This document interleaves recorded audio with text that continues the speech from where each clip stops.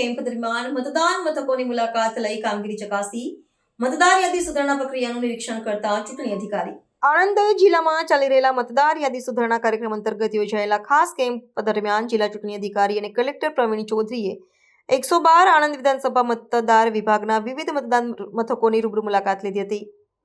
લોકશાહીના પાયારૂપ ગણાતી મતદાર યાદીને ક્ષતિરહિત અને અદ્યતન બનાવવાના ઉદ્દેશ્ય સાથે રવિવારે યોજાયેલી આ વિશેષ ઝુંબેશમાં કલેક્ટરશ્રીએ સ્વયં ઉપસ્થિત રહીને કામગીરીનું પ્રત્યક્ષ નિરીક્ષણ કર્યું હતું. મુલાકાત દરમિયાન કલેક્ટર પ્રવીણ ચૌધરીએ શહેરના મુખ્ય મતદાન મથકો જેવા કે ડીએન હાઈસ્કૂલ, લોટિયા ભાગોળ સ્થિત સેન્ટ જોસેફ પ્રાથમિક શાળા અને નગરપાલિકા પ્રાથમિક શાળા નંબર 4 ખાતે પહોંચીને સ્થિતિનો તાગ મેળવ્યો હતો.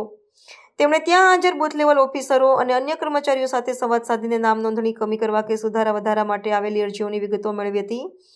આ પ્રક્રિયામાં નાગરિકોને કોઈ પણ પ્રકારની અસુવિધા ન થાય અને યોગ્ય રીતે માર્ગદર્શન મળી રહે તે સુનિશ્ચિત કરવા તેમણે ખાસ ભાર મૂક્યો હતો.